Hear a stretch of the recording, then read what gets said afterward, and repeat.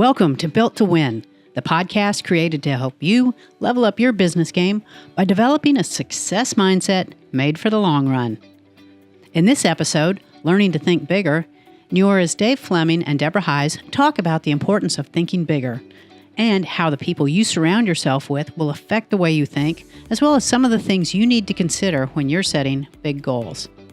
They'll also share their tips on what to do once you've reached that big goal. Hello, and welcome to another episode of Built to Win. I'm super excited about today's topic because today's topic is about thinking bigger, which is always something that I've personally struggled with. I get really into my day-to-day, what I'm focused on, what I'm working on, what I'm trying to accomplish. And I sometimes forget that what I'm doing right now won't necessarily lead me where I want to go. And I have to remind myself to step back and, really focus on what do I want? What are my goals? Are my goals big enough? Are they really going to lead me where I want to be in life? And I'm really excited today because Dave Fleming and I are going to talk about this topic.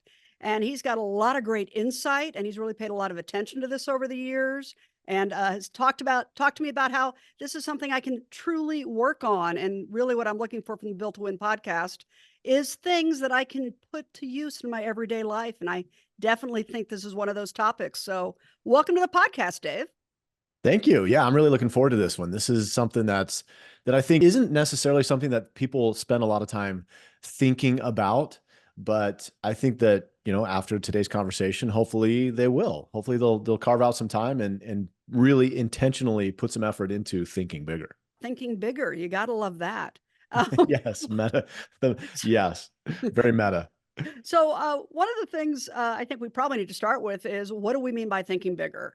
There are some people that I know in my life. Jeff Olson's one of them, who frequently does this podcast with us, who has that innate ability to not just take what's right in front of them, but to think beyond that, to think really, really bigger about the bigger term goal, the longer term goal, really envision something that the rest of us can buy into to enhance our lives and to really grow something we can all be proud of. And he's one of several people I've worked with in my life that has this capacity.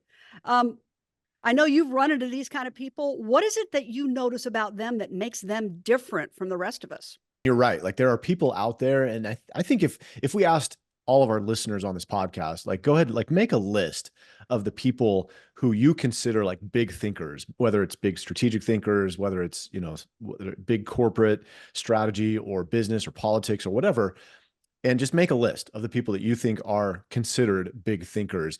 I suspect we get a lot of overlap on those lists. There are some people like Steve Jobs is going to be on that list. There's Elon Musk is going to be on that list. They're going back in time towards the late 1900s, 1800s even. You'd have Edison and Westinghouse and Tesla would be on that list. I think that people recognize it. People recognize, oh, these are people who think bigger than I do. They think bigger than average, and they get noticed for that. And I think that's where you can apply this skill. And I do believe this is a skill, by the way, but that it's not necessarily that these people were born that way, but over time they become that way. So you were talking about Jeff Olson, and I think Jeff Olson is a perfect example. And maybe he had a predisposition to think bigger, but you can see, because we've both known Jeff. You've known Jeff a lot longer than I have, but that has developed over time, his ability to take something big and to make it bigger, to expand on it and take a good idea, make it even better. And that's what I want to talk about today, is how do we do that? Because this topic can be so big. Thinking bigger can be big. That's insightful. It can apply to every single aspect of your life. And so where do you start? Well, hopefully we can give people some practical ideas on how to get started and what it means. But this is a great place to start, talking about what is it and how does it start and how does it happen? I think that's a great place to start. Yeah, I mean, I do too, because I think when we talk about thinking bigger, people do think about, Edisons of the world, the Lincolns of the world. Steve Jobs came to mind before you even mentioned his name to me. These are people who really thought outside the box, thought bigger, and truly introduced things that were revolutionary to the world. Back to the framers of the Constitution. It really, the U.S. Constitution, but even further back in time, you can go way, way, way back, and you're always going to think about those people who came up with the ideas that truly changed society. But for most of us, we're probably not going to end up in the history book as having changed society as a whole. Some of you listening to this podcast may, but most of us won't. So why should we be thinking about thinking better? What is the purpose for us as human beings to focus on this as a skill we need to develop? Well, for me, I look at it this way. I look at like we are not on this earth, regardless of what your religious affiliation is, regardless of what you believe in a higher power or creator or whatever. I don't believe that we are on this planet to live a mediocre life. Like I think we are here to be the very best version of ourselves that we can be, no matter what that means to you personally. But for me, what that means is that means I've got some learning to do, some growth to do, which fundamentally, when you break it down to its simplest, is that I can't be the same person in 10 years that I am today and consider that to be my best self. Like, I don't think that I'm going to reach a level where I am my best self and then stop growing. And obviously, people who are listening to this podcast probably think the same way, or we wouldn't be doing this. We're all big believers in ongoing, relentless personal development. And for me, that's part of it is thinking bigger than I got to think bigger tomorrow than I did today. And I'm thinking bigger today than I did yesterday. And that is progress. And that's really what this comes down to. Thinking bigger is progress. And if you're going to progress in your life, like then you have to have something happen that allows you to think bigger today than you did yesterday. So I agree with that wholeheartedly. In fact, I think that in order for us to grow, we have to learn to think differently than we used to think. If we just accept all of every, if the world is exactly how we thought the world was when we were 8 or 10 or 12, and we thought the same way that we did at 15, 17, 18, 25, we'd be who we were then. And I don't think that anybody wants to be stagnant for their entire life. So you do have to learn different ways of thinking, bigger ways of thinking, in order to really get what you want out of life. So based off of, that premise, which of course you and I share, and I know most of our listeners share, how do you go about creating the ability to think bigger? How do you start thinking big in your life? That is the crux, isn't it? Like that, how do you move forward and be different than you were yesterday? And you think about it, and I love what you said. Like if you think about, maybe not everybody who's listening to this podcast is going to go down in history books and be one of the great thinkers, one of the great minds that ever existed. But at the same time, you might be, and there's no reason to think that you can't be. But you go back to the beginnings of moral philosophy and logic and names like Plato and Aristotle, and we're still talking about them today because they were able to think differently than what conventional thinking and conventional reasoning had done up to that point. And that's really where we find ourselves in this journey in life, is we have to learn this. This is not something we were born with, I don't believe. I think some people might be predisposed to think a certain way or be kind of have a natural talent towards thinking bigger. I think that's definitely possible. Just like you could have a natural talent for basketball or hockey or philosophy or law. They have a natural talent for certain things. And maybe you do have a talent for thinking bigger. I don't know that everybody does, but I do believe it is 100% a skill that can be learned, but you have to be intentional about it. And when you start to think about thinking bigger, I think the one thing that you have to be comfortable with is that you can't grow with your previous thinking. Like you have to expand beyond your previous logic, your previous knowledge, your previous thinking in order to be something bigger than you were. And when you get comfortable with that idea, then it opens the door to start thinking bigger in every aspect of your life. Like, whether it's work, whether it's athletics, whether it's health, wellness, knowledge base, whatever it is, you can think bigger and you can apply the same principles in every aspect because they all ultimately come down to kind of the same thing. And that is really starting with a plan. And we love plans around here. We know that plans change around here. But if you approach thinking bigger with a plan, then at least that's the first step. And then from there, you can build on that. But ultimately, you have to also have a reason why, right? Like if you're not sure why you're thinking bigger, ultimately you're not going to be thinking big enough to make any significant change. So the fuel for your efforts to think bigger has to be the desire to grow beyond what you've previously accomplished. And if you can do that, then you've set the stage for being able to think bigger, and then you can start applying some of the practical elements of the plan. I do think that's really important, the why. And, I'm a big believer in why being the driver for everything. If you don't have a why, you're simply not going to stay with things when they get difficult. You're not going to, you're not really going to want to do what it takes to get things done, because getting big things done takes a lot of work, and you're going to fail a lot, and you're going to have a lot of redos, and you're going to have a lot of disappointment along the way to get big things done. And if there's not a big enough why, you're just simply not going to stay with it.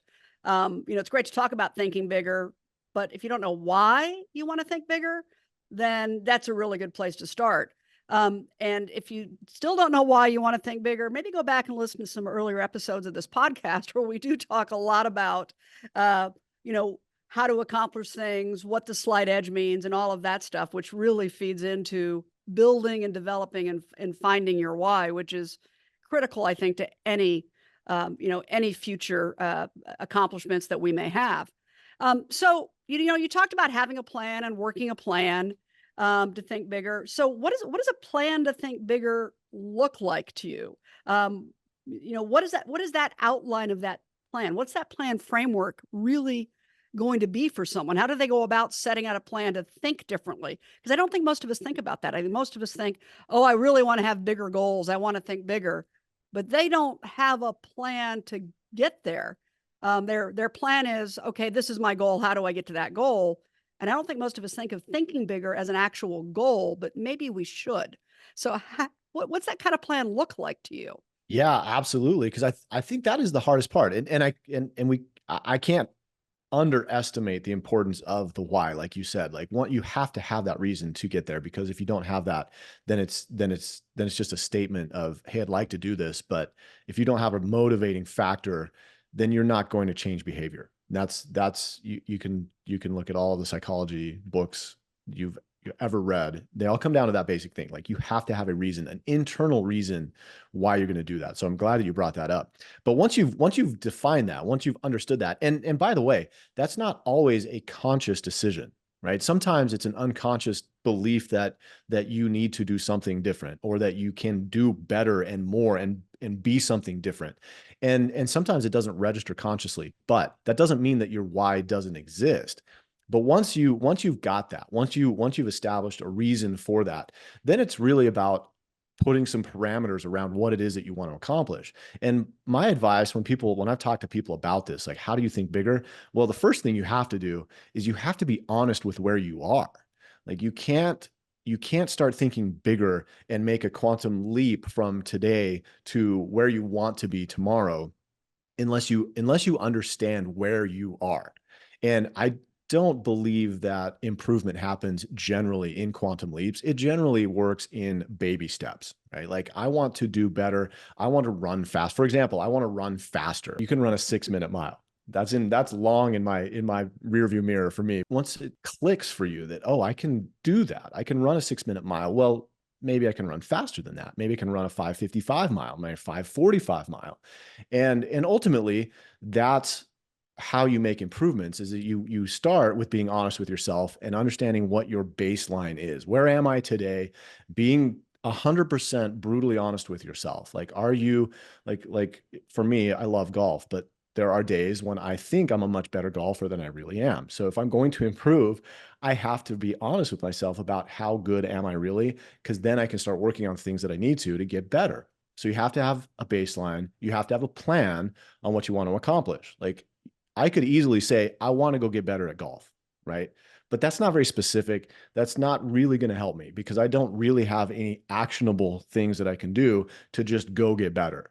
But what I can say is, hey, I am not great at putting. Like, I lose strokes every round because I'm not a great putter. I can go work on putting, or I can improve my proximity to the pin on my irons. Like those are specific things that I can work on. And then it's making baby steps. And the hard thing is that those improvements don't always come linearly, right? Sometimes they happen in great strides, and then you go backwards and you're like, wait a minute, I was doing really, really well, and now I'm not. What happened?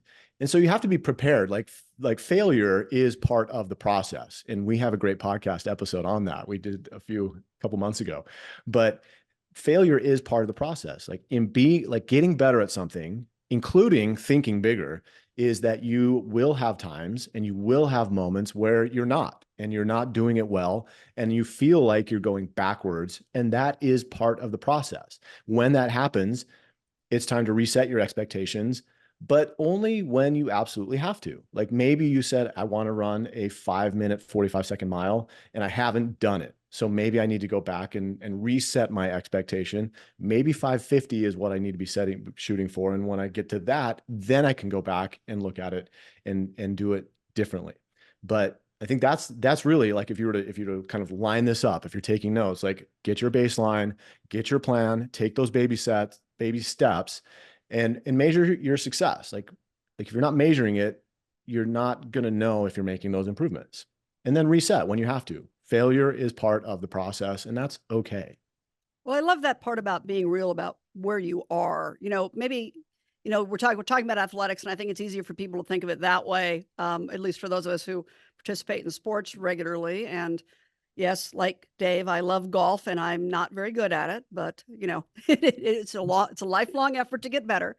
That's But right. you start looking at work, maybe you're in sales, and maybe you've got a huge sales goal, but right now you're selling maybe 4, 5, 6 new customers a month, and what you want to do is you want to sell to 100 new customers a month.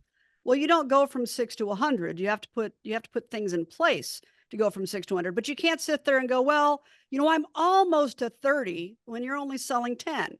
You're not almost to 30, so Right. be Right. be realistic about where you are. And one of the pieces of this is your goal does not have to appear realistic in relation to where you are. Because I do think that's part of the magic of thinking bigger. If you're only selling 6, your goal can be, I'm going to sell 10. Well, that's great, but that's probably infinitely achievable very next month. So make that your small step. But if you really want to sell 100, map out your 6, 10, 15. Maybe I'm going to be 15, 15, 15, and then I'm going to, do 20, but map it out in a realistic bite-size graph of how you're going to get there. But don't let how you're going to get there limit your thinking, because I do think that's where a lot of people fall back. They limit their thinking by, if this is where I really am and I understand where I really am, can I really get there? Right? Coming back to the athletic analogy, I'm a low to mid 90s golfer who's probably a mid to high 90s golfer if I'm really, really paying attention. If I want to shoot in the 80s consistently, I may shoot 85 one round, but I'm going to go back shooting 95 the next round. I've got to have a regular map of my consistent, my high scores have to come down. It's not just about the lowest score. And just how you think about your goals needs to be, my goal can be large, but my next step doesn't have to be.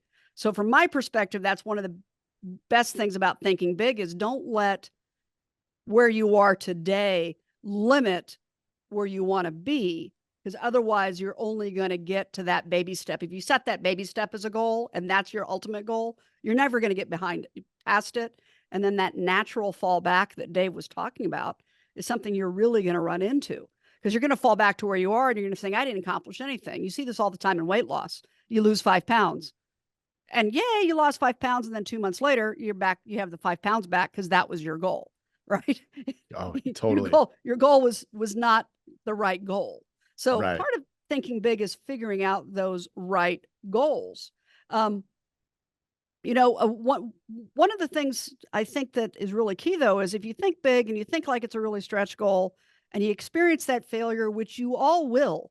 Failure is great. We love failure. Go back and listen to that episode of the podcast. Amber and Dave were on that, and it's a phenomenal episode. It really opened up my mind to. I've always been a big believer in failure, but it really opened up my mind about how we need to talk about it more, the usefulness of failure. But what happens when you do fail? How do you not let that failure crater your thinking? You've already put yourself in a position where you want to think big. How do you not let that failure pull you backwards? That applies to every single thing we do, right? Because if Yep. you're thinking big enough, like you just said, like if your goal is like a baby step and you reach that goal, like that's not really thinking bigger. That's like thinking marginally bigger than you previously were. But if you're really truly thinking bigger on a scale of any significance, you're going to fail. You're going to have moments where you're like, I don't know if this is even possible. So two things. It comes back to your why. Like, what is the reason for accomplishing what you want to accomplish? What is the reason that you started thinking bigger in whatever area that it was? And if your why is big enough, then it will be powerful enough. It will give you the energy to overcome these setbacks, these failures. And understanding, and that's not an easy thing. It's not a switch that you can flip and just suddenly start thinking, oh, failure is part of the process. It's something you can learn. It's something that you can absolutely learn as a skill, is that failure is part of the process. And the bigger the problem, the bigger failures you're going to see. But the bigger the problem you solve, the more reward usually is associated with that. So just getting that shift in your mindset, which does take practice, understanding that failure is in fact going to happen. But if you're thinking big enough, then the setbacks are going to be minor in comparison to where you ultimately want to go. But conversely, one of the most dangerous things in thinking bigger is achievement. Because when you start on the journey towards thinking bigger and you realize, well, I used to like take a car salesman who's selling 10 cars a month. And this month he's selling 15. And then the next month he's selling 20. His goal was 100, but he realizes that 20 is pretty good. And I can live on 20, and I'm going to stay here for a while. And so achievement and success can be just as detrimental on your journey to thinking bigger as failure and setbacks can be, because it's similar principle, but different outcome, right? I am achieving, I am growing, and I'm okay with being a little bit better. And so thinking bigger requires that diligence and that like I call it, like relentless energy towards doing what you want to do and not being satisfied with marginal improvements or even significant improvements if what you really want to do is something truly bigger than what you previously thought possible. Yeah, I think that's really an important point. I think a lot of people, myself included, frequently, so you get to that point where you're like, well, this is okay. I'm comfortable. I'm comfortable. Yeah, I have this big outlandish dream that maybe only I believe in and maybe only I thought was possible. And I've gotten a lot of negativity from the atmosphere because, of course, who you surround yourself with, no matter who you surround yourself with, there will always be people who are telling you you're crazy. There will always be people who are telling you you're trying to do something that can't be done. There will always be people who are, yeah, why do you want to put your time and energy into that when you can hang out with me and watch TV? You know, there's always that in your life. And you can reach that point of, I'm good enough. But are we? I mean, who wants, I mean, for me, there is no good enough. We should always be trying to get better, because if you're not trying to get better, how boring would your life be at True. something, right? Whether Yeah. it's golf or fly fishing or business, and, really giving back to the world. And I do think that what we do for work is how we give back to the world. So we should always be striving to get better in that area. Even after, even after you quit working full time, I think you should be looking at how you can give back to the world. Oh But yeah. it's huge, right? How do you get through that complacency? How do you break through that barrier? If you're someone who's really trying to think bigger, how do I take a look at it and go, you know what? I'm pretty good. I'm looking around. I'm in the top 5% of my peer group. Maybe I'm done. How do I push through to be all I can be and not just happy with where I am? See, and to me, that's the core of what we're talking about thinking bigger, is because once you get to being the biggest fish in your pond and you're looking around going, things are pretty good. Like I'm doing really well. It's time to find a bigger pond. right? And that happens like as you're growing up and you're top of your class in high school, and then you go to college and realize that everybody you're in college with is the top of their class. And so you've got to think bigger and say, can I be the top of this class? And we've talked about that, like with Amber, that literally happened where she was, she slight edged her way into being top of her class in college, even though she was there with valedictorians and honor roll Yeah. people, like all of the people who were the top of their class at whatever high school they Yeah. were coming into college from. And the same is true for business, and for and again, this is not just business, this is every aspect of your life.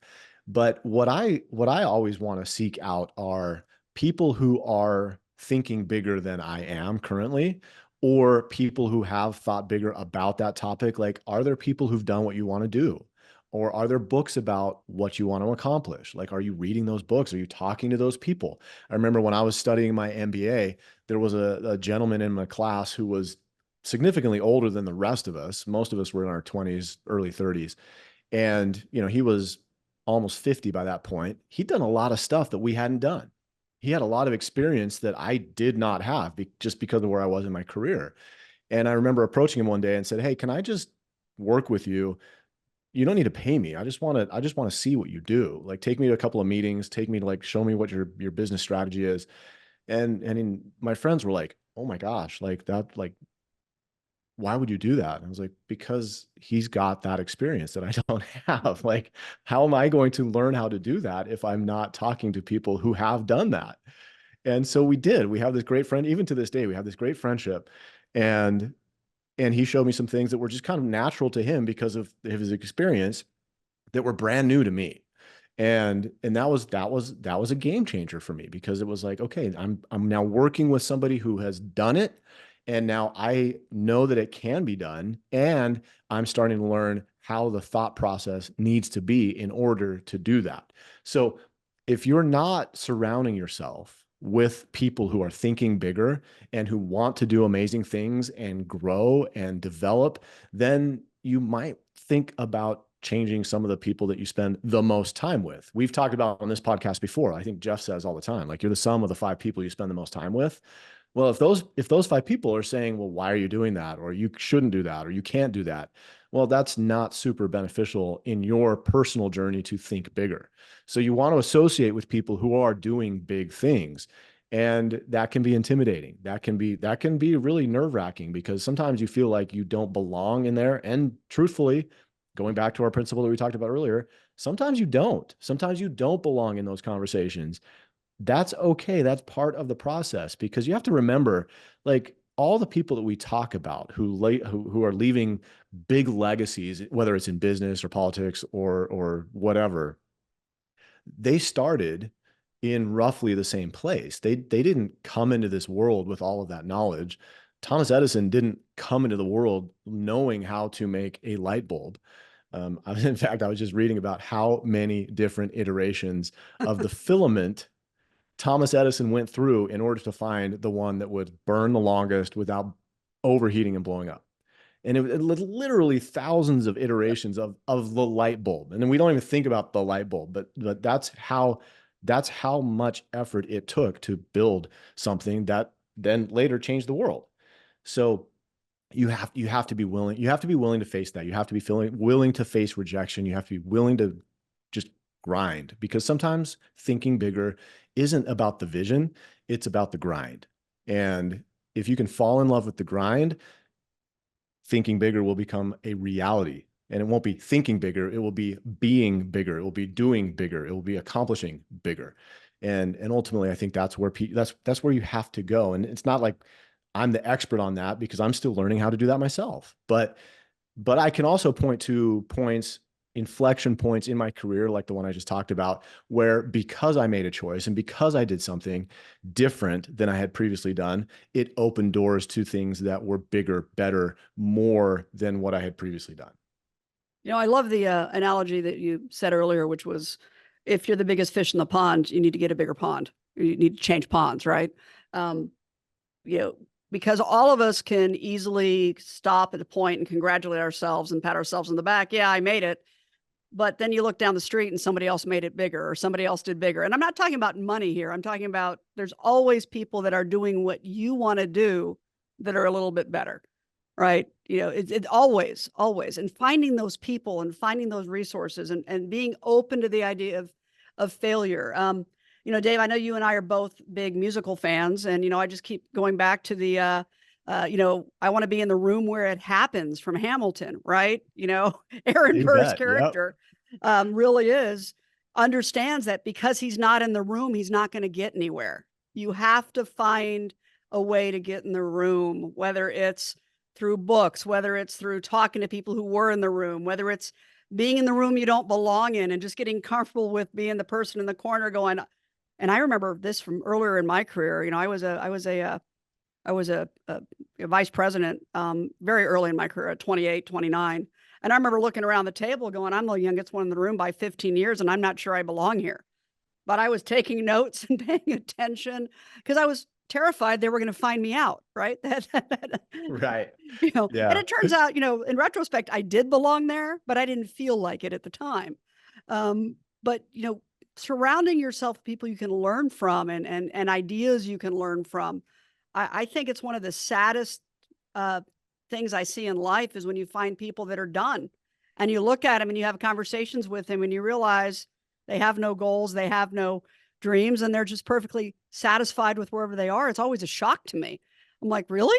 I'm in, you're talking about the older guy in his 50s. I'm in my late 50s at this point, and it's really a shock to me that people end up satisfied so early in life that they don't stretch for those big things. And surrounding yourself with people that are, the people I'm talking about. We all know the person who, they're going to come home and on the weekend, they're going to cut their lawn. They're going to play 18 holes of golf and they're going to go back to work on Monday and they're never going to get promoted and they're never going to, they may take a cruise every summer, but they're never going to do that around the world, month-long trip to Asia or whatever it is that you want to do that you think of as having made it in life.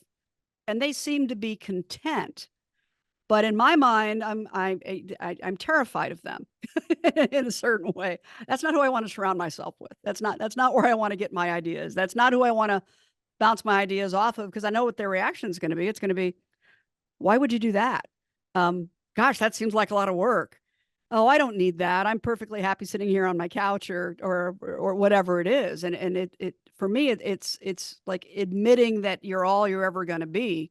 And that's just a really weird place. But the flip side of that is, you start to ask yourself when you're around those people, why do I want to think bigger? Why can I not be simply content being that? And, for me, that's always the challenge. I get around people. I'm like, well, they seem relatively happy, but I wouldn't be happy doing what they're doing. I really want this. I really want more. I really want to accomplish more is what I should say. Cause it's not about wanting more. It's about wanting to accomplish more.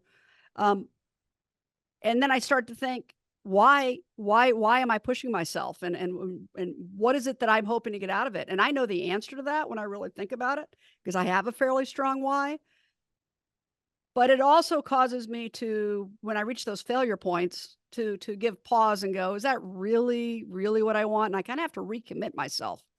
I don't know if you ever run into that, but what I run into is, have I made the right decisions? Have I set the right goals? How do you know? How do you not let that questioning stop you? Well, and I think it's important to understand, like, everybody has moments of those questions, like, am I doing the right thing? Or why am I doing this? Like, why am I thinking bigger? And for me, those are critical moments. And, I call it, I don't know if I'm using the term exactly properly, but I call that cognitive dissonance, when you're confused and you're saying, well, I want something bigger, but I don't know that I want to work harder. I don't know that I want to grind for it. And so you're having kind of this battle within yourself where where both things are pulling at you. And cognitive dissonance is a term that gets thrown around a lot lately, the social media, wherever. But for me, that's what it is. You're thinking to yourself, okay, I know that I want this, but I'm tired. Like I do want to sit on the couch. I do want to relax and have a drink by the pool. But then it comes back to like, what are you trying to accomplish in your life? Like, are you going to be better off because you relaxed and you took the time off? Sometimes, yeah, sometimes that's okay. Sometimes it's okay to recharge, but ultimately, like you said, and I love the Hamilton example, because ironically, when you're looking in this, not necessarily historically accurate, but if you've seen the musical, you know. So Hamilton's in the room where it happens. He makes it happen. He's the guy that makes it happen, right? He chooses the venue, or he brings the people together, and Burr's on the outside looking in because he hasn't taken action. He is withholding his opinion. He's withholding. He doesn't want to put too much out there, and lest somebody judge him negatively. And it's a great example for me. That's a great life example, because we all find ourselves in the same way. Like there are times when you don't want to put yourself out there. You don't want to necessarily be a lightning rod of controversy, but at the same time, there will be moments when that is absolutely required in order to think bigger. And you have to, at some level, get comfortable with that. You have to get comfortable with discomfort. If you find yourself comfortable all the time, that to me generally means that you're not pushing yourself hard enough. And so what I'm looking for when I'm thinking about it is like, once you do something, once you accomplish something, you're like, oh, then I can do that. Like, you know, if you're a weightlifter, if you're like my sons who are, you know, my son just bench pressed 225 pounds for the first time, right? Big deal. Not a lot of people can bench press 225 pounds, but immediately, and this is what I love about self-improvement generally.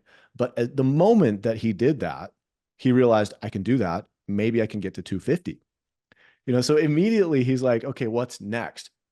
And when I have those experiences, I call that the click, right? When something in your brain clicks and says, okay, what I previously did is no longer good enough because I've done that. I've accomplished that.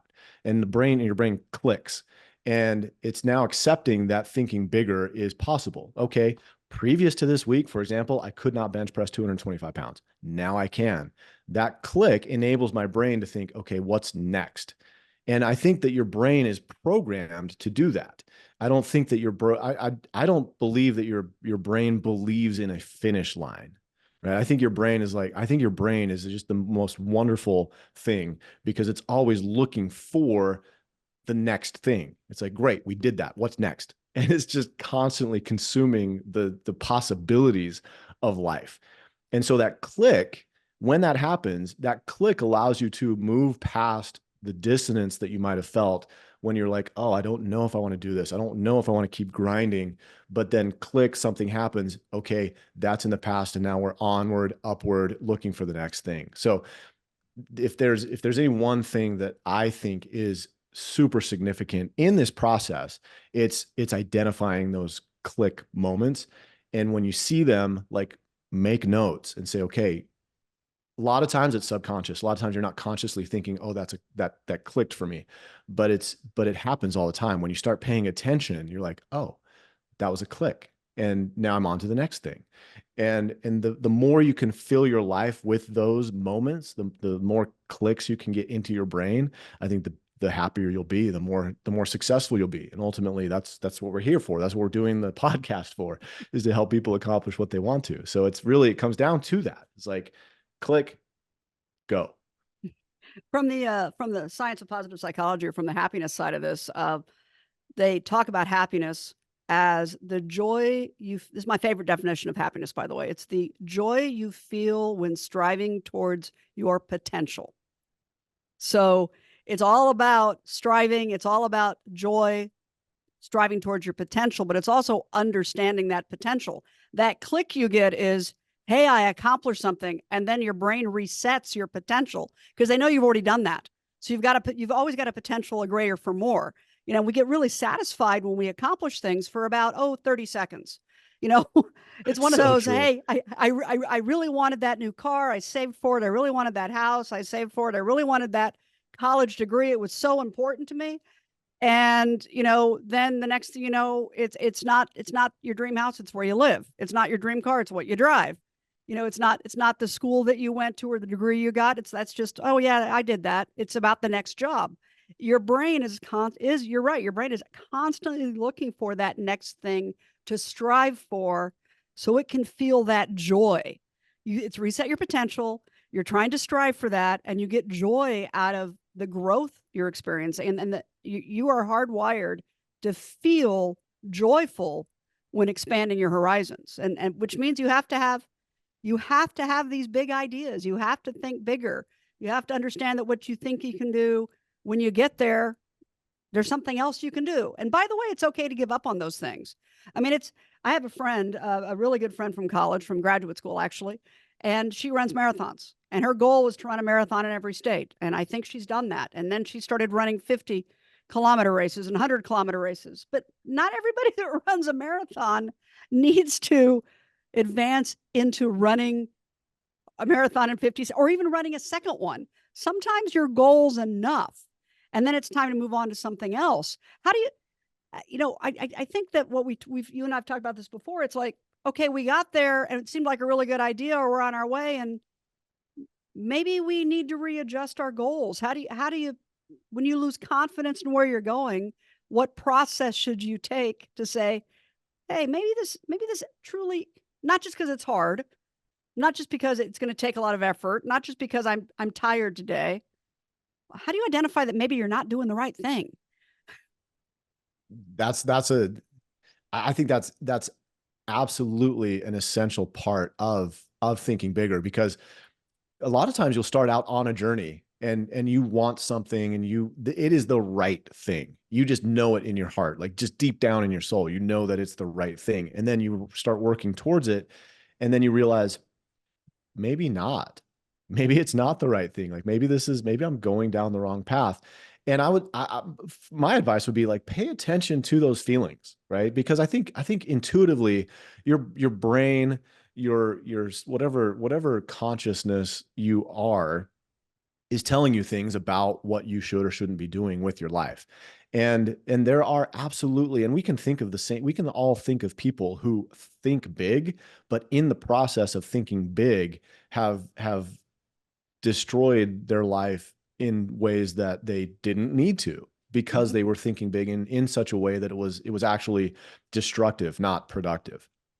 And I think that's like, use that radar, use your I believe everybody's given kind of that sixth sense of, am I doing the right thing or am I not doing the right thing? I think cultivate that, pay attention to that, because I think that, there's always the voice in your head, right? Everybody's got that little voice in your head. And as soon as you think about something and you say, I think that I can do this, I think I can do X, Y, or Z, I think I can do better in this area.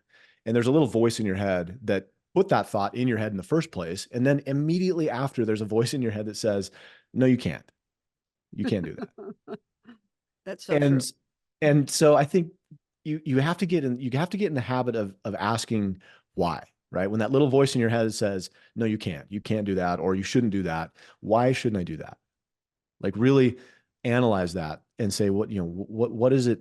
Is there something to that? Or is that just the voice in my head saying, I've never done that before, therefore it's telling me that I can't do that? Because of course, that little voice in my head knows that I've never run a 5-minute mile. It knows that I can't do that. But why? Why is it saying that? Is it because I've never done it? Or is it saying it because I shouldn't do it? And I think just paying attention and being in tune with the motivation and the underlying consciousness, I think really will give insight into, are you on the right path or aren't you on the right path? But you should constantly be taking stock of whether or not you're on the right path for you. I totally 100% believe in that. Yeah, I think one of the biggest challenges people have is aligning. When you start thinking bigger, when you start setting really big goals, it's aligning those goals with the rest of your life. You do have to ask yourself, as part of your planning process, what will I have to not just do, what will I have to give up to get there? And is it worth giving up what I need to give up in order to achieve this really huge goal? And and that's a question only you can answer, but you do need to think about that when you're planning, not just what am I going to have to do, not just can I get up and run every day at 6 a.m, but do I have to get my kids to carpool at 6:30? And maybe that's not a practical answer, you know. And I know we're talking about athletics is the easiest analogy, but that's true. If you set huge goals in business, there's a big difference between forming a multinational company and forming a domestic company. And running those two things have massive different requirements. I mean, what is your true goal, and what are you trying to accomplish? And figure that out, and then take a look at not just what you're going to have to do to get there, but what you're going to have to give up to get there. And some of those times, those things are really, really worth giving up because they weren't adding value to your life. Other things like your children and your family might not be worth giving up. So, keep those things. I'm joking because of course they're not worth giving up, but keep those things in mind. No, you're right. Yeah. You've got to keep that alignment, that who you are has to be part of any goal if you're truly going to accomplish it. Otherwise, you're not going to get the satisfaction of having accomplished a goal because you'll have given up too much along the way. One of the notes which I think is really interesting that you left for me to review was what happens when you get there.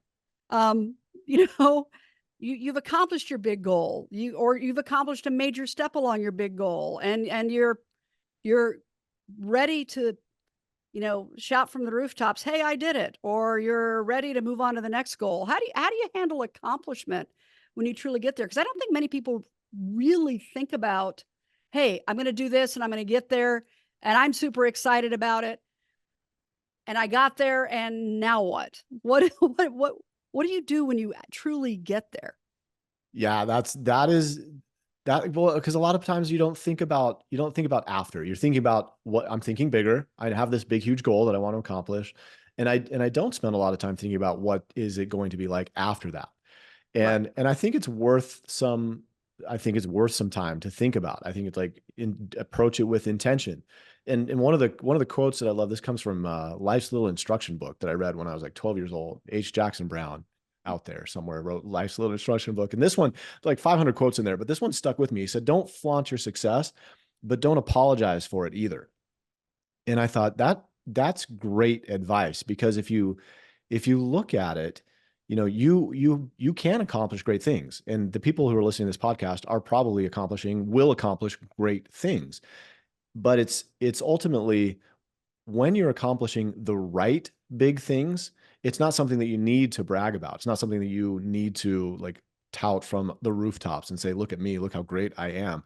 And I would say the people who are doing that, you might want to look at them a little more closely and say, why are they doing that? Like, what is going on that they feel like that's necessary? Either the accomplishment isn't as big as they're saying it was, or there's some fundamental reason why they feel like they need to flaunt success in that way.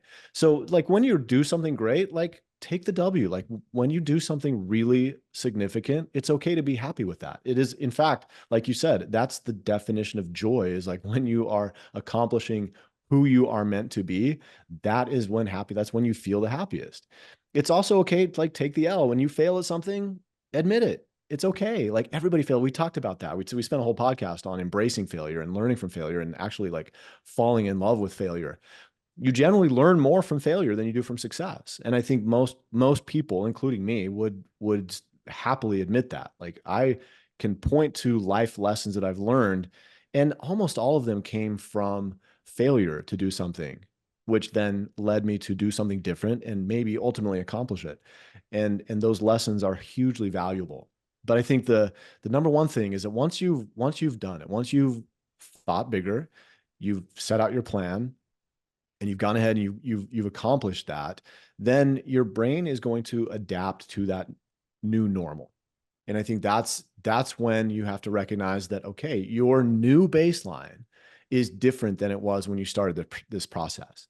And if you can continue to raise that level of accomplishment or thinking bigger, then before long, you'll be doing things that you probably never thought possible, certainly things that you never would have considered.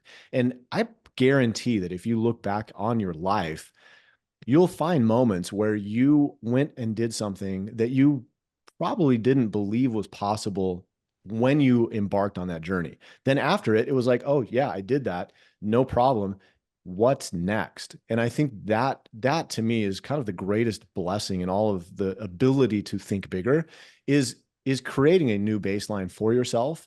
Can you be more productive? Yes. Can you be more athletic? Yeah. Can you learn more? Can you be a better version of yourself? Ultimately, that's what it's all about. Like, can you be a better version of yourself by thinking bigger? Then learn how to think bigger and then go do it. And so hopefully we've given some people some advice, some practical things that you can go do to think bigger. Because for me, this is something that is a real tool in your tool belt that will help you live the kind of life that you want to when you do it right. Thanks, Dave. I agree completely with that. It is really, really important to think about what goals you want to accomplish in life. Think about whether those goals are those next week goals, or those next year goals, or there's 5-year goals. And we use the word goals, but really what we're talking about is, what do you want your life to look like? Think about what you want your life to look like, and think about the biggest life you could possibly imagine for yourself, and go for it, and figure out, how am I going to get there? And figure out, how am I going to get started, and talk to other people who've done it, and take the time to really invest in yourself. You owe it to yourself, and frankly, you owe it to your family, and you owe it to the world. It's going to be a great adventure for you, and it's just going to make the world a greater place long term if we all strive to meet our potential, because I believe we're all given different gifts, and it should be our goal in life to maximize those gifts, not just for ourselves, but for the community around us. And so thanks, Dave, for sharing your thoughts today. I hope you guys, our listeners, took something out of this. I think it was a really interesting topic, and we got a lot more ideas on this to come in future episodes. So thank you guys for joining us today. We appreciate it. Yeah. Thanks, everybody. That was Dave Fleming and Deborah Heisz talking about the importance of learning to think bigger and how it will change the results you see in life. We hope you've enjoyed this episode, and if you've learned something from it, please share it with a friend or colleague who you think would also benefit. And if you're new to Built to Win, we invite you to go back and listen to our story from the beginning. You can find us wherever you download your favorite podcasts. And while you're there, please rate us and leave a review to let us know what you think of the show.